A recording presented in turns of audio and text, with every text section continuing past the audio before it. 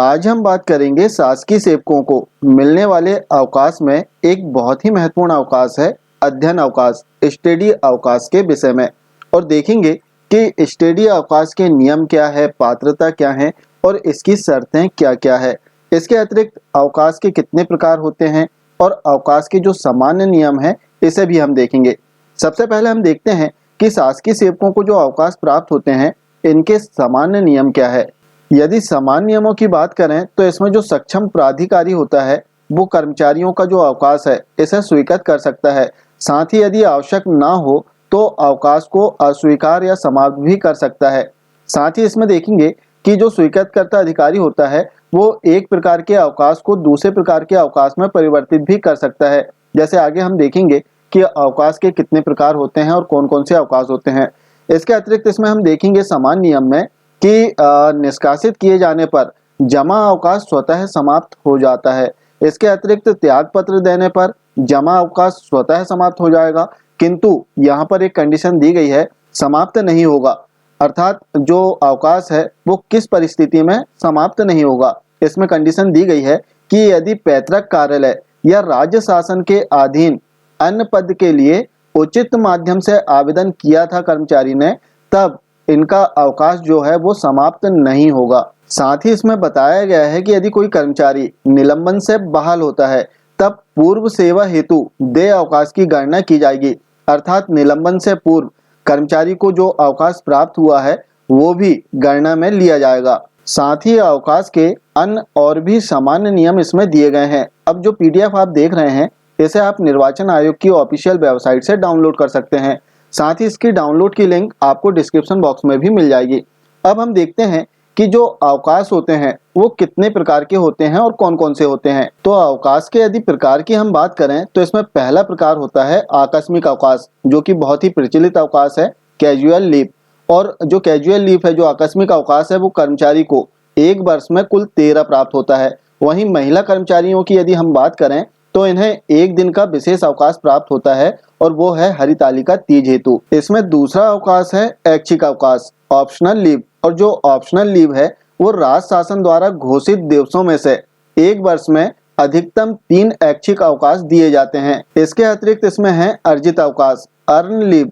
और जो अर्जित अवकाश है वो एक कैलेंडर वर्ष में कर्मचारी को 30 अर्जित अवकाश प्राप्त होते हैं। साथ ही जो अर्जित अवकाश है इसके एक कैलेंडर वर्ष में जमा और अधिकतम जमा के भी नियम इसमें दिए गए हैं।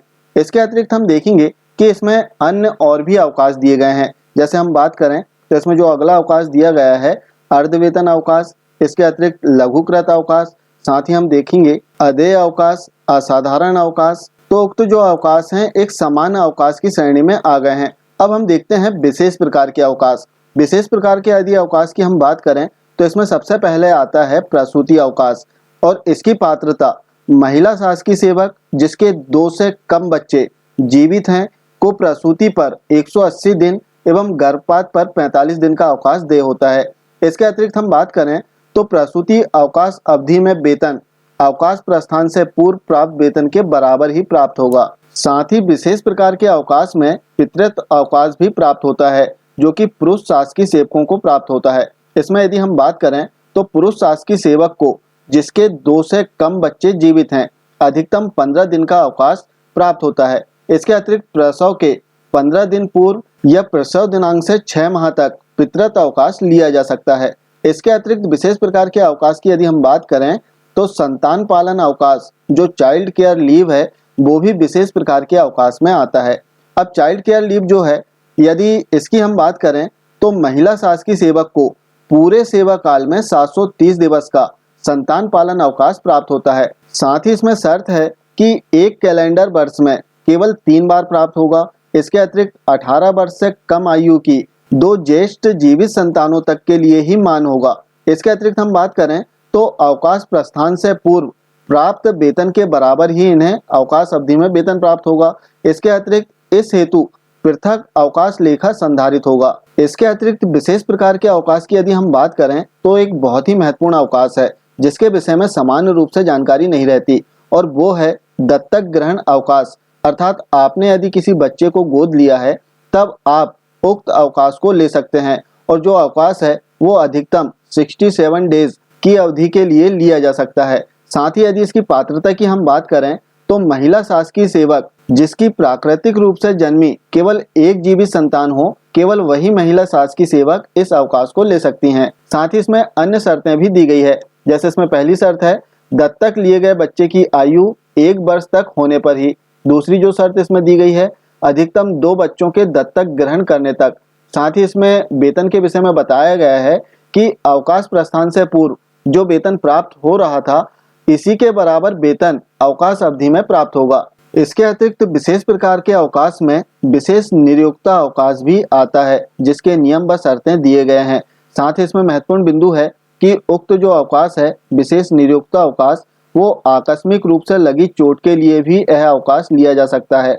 अब हम देखते हैं इसमें बहुत ही महत्वपूर्ण अवकाश और वो है अध्ययन अवकाश, जिसके सारे नियम व शर्त इसमें दिए गए हैं। सबसे पहले हम देखते हैं कि कर्मचारी कितने दिवस जो अध्ययन अवकाश है वो ले सकते हैं। इसमें पहला बिंदु दिया गया है कि कर्मचारी पूरे सेवा काल में 24 माह, साधारणतः एक समय में 12 माह तक जो अध्ययन अवकाश है वो ले सकता है। इसके अतिरिक्त इसमें दिया गया है कि किन कर्मचारियों को इस अवकाश की पात्रता नहीं होगी। इसमें पहला बिंदु है कि शासकीय सेवकों का सेवा काल 5 वर्ष पूर्ण नहीं होने या जो अवकाश समाप्ति तिथि के 3 वर्ष में सेवानिवृत्त होने वाले हैं उन्हें उक्त अवकाश की पात्रता नहीं होगी। अर्थात जिनका सेवा काल 5 वर्ष पूर्ण नहीं हुआ है और जिनके सेवानिवृत्ति के 3 वर्ष बचे हुए हैं या 3 वर्ष होने वाले हों, ऐसे कर्मचारियों को अध्ययन अवकाश प्राप्त नहीं होगा। साथ ही इसमें वेतन के संबंध में भी जानकारी दी गई है कि इस अवकाश अवधि में पूर्ण वेतन एवं महंगाई भत्ता देय होगा, अन्य भत्तों को छोड़कर। तो इस प्रकार कर्मचारी अपने पूरे सेवा काल में अधिकतम 24 माह का अध्ययन अवकाश ले सकते हैं। ये थी कर्मचारियों के अवकाश के संबंध में एक सामान्य जानकारी। आशा है जानकारी आपको अच्छी लगी होगी। मिलते हैं कुछ इसी प्रकार की जानकारी के साथ में अगले वीडियो में। तब तक के लिए जय हिंद।